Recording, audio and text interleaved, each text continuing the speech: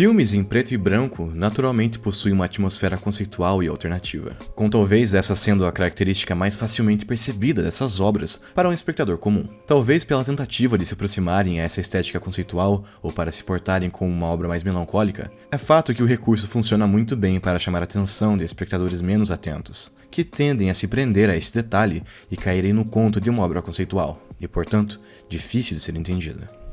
E falando em obras difíceis de serem entendidas, talvez a maior referência atual nesse quesito seja a produtora A42, que nos últimos anos vem se tornando uma referência no cinema cult e alternativo americano. Filmes como Hereditário, O Farol e Lamp são bons exemplos dessa cultura alternativa que tornaram a produtora uma referência no ramo, e que em 2021 nos presenteou com Sempre em Frente, uma obra igualmente pretensiosa e difícil como as anteriores. Estrelado por Joaquin Phoenix, que continua a todo vapor, vivendo talvez a melhor época de sua carreira desde o lançamento de Coringa em 2019. Em sua mais nova obra, estamos na vida de Johnny, um produtor/jornalista independente, que antes de mais nada é também um homem de meia idade infeliz, o qual se encontra produzindo um documentário basicamente sobre o fim do mundo sob a ótica das crianças. O tema não é primeiramente o fim, mas acaba se tornando conforme as preocupações sobre o futuro vêm à tona e acabam se tornando um assunto pertinente nas entrevistas com seus voluntários mais jovens, os quais estão sempre prontos para desafiar inúmeros pontos de vista e as respostas esperadas por Johnny. Armado com seu equipamento de gravação, o protagonista viaja por diferentes locações dos Estados Unidos, desde a decadência de Detroit, a devastada Nova Orleans e a deslumbrante Nova York, tendo que entender qual a visão dessa nova geração sobre o futuro e também sobre o passado, dando espaço para que essas crianças digam o que acham dos adultos ao seu redor, e principalmente sobre o que eles poderiam ter feito de diferente no passado para que a vida no presente e no futuro fosse melhor. Johnny não verbalizava, mas deixava escapar que é um homem solitário e infeliz. Conforme a trama revela, o protagonista havia perdido sua mãe há cerca de 1 ano e desde então vinha se afastando cada vez mais de sua irmã, o que explica suas viagens intermináveis pelo país, pois Johnny procurava encontrar sentido para sua vida através de seu trabalho e no contato com outras mentalidades. Somado a isso, há também o término recente de seu relacionamento, o qual ele mesmo admite ainda impactar imensuravelmente sua mente, pois ainda amava Louisa, fazendo com que todos os seus esforços na tentativa de superá-la fossem insuficientes e infrutíferos, pois continuava a pensar na amada, não importasse o que fizesse.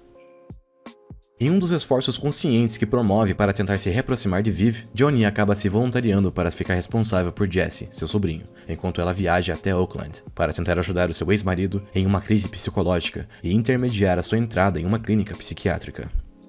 Com isso, além de ter que se adaptar à criança, que é interminavelmente hiperativa e exibe alguns traços de autismo, Johnny também acaba tendo que se redescobrir como profissional, como um homem e também um veículo familiar. Passar tanto tempo afastado de todos os seus vínculos de sangue o havia feito perder o tato com as crianças e com aqueles que amava, exigindo assim um esforço muito maior do que o esperado para que se reconstruísse essas relações. No início, a relação entre Johnny e Jesse, que é o epicentro de toda a trama, parecia ser naturalmente tranquila e objeto apenas de humor. Contudo, conforme o segundo ato se desenrola em tela, principalmente durante o período em que passam em Nova York, no passo em que a intimidade entre esses personagens surge, há de surgir também os conflitos que lentamente a deterioram. Johnny estava há tanto tempo vivendo na solidão, na melancolia e em um filtro preto e branco, que havia se esquecido da alegria de se viver de forma despreocupada e livre, assim como o garoto.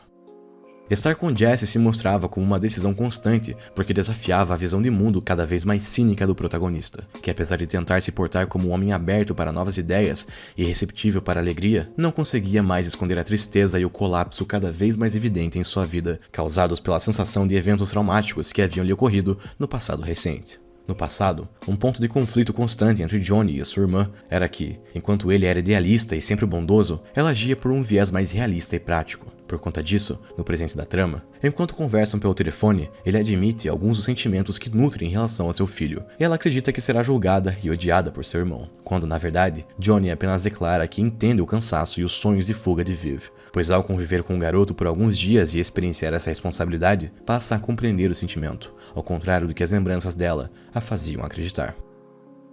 Johnny havia deixado de ser um homem sorridente e alegre de outrora, tendo se tornado um homem completamente oposto, sorrindo apenas na presença do garoto e graças à sua alegria contagiante. O protagonista enfim havia entendido o porquê de haver tanta tristeza no mundo e tamanha melancolia. Ele ainda queria se casar, ter filhos e afirmava entender a beleza desses acontecimentos traumáticos e eventos ruins, mas ainda assim não se aceitava completamente. Apenas ao cuidar de Jesse e ao se dar conta de que não estava pronto para cuidar de uma criança, que Johnny percebeu, antes de seguir em frente, que precisava também aprender a cuidar de si mesmo. Muito havia acontecido em um curto espaço de tempo, propagando uma luta constante e oculta entre o protagonista e o luto que ainda abrigava. Além de não acreditar estar sofrendo da maneira correta por sua mãe, ele também sentia a falta constante de sua ex-namorada, e por fim, ainda nutria a culpa de ter sido um dos elementos responsáveis pela separação de Viv e seu marido, conforme revela com o desenrolar da trama.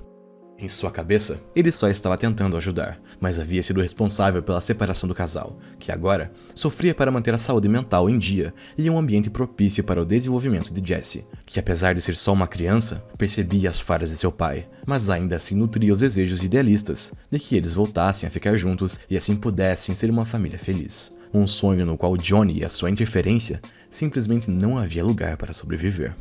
Esse ponto de tensão entre os dois personagens, apesar de parecer um elemento que inevitavelmente levaria ao conflito, casualmente vai sendo deixado de lado, pois se adequa ao maior ensinamento e mensagem do filme, o do auto-perdão.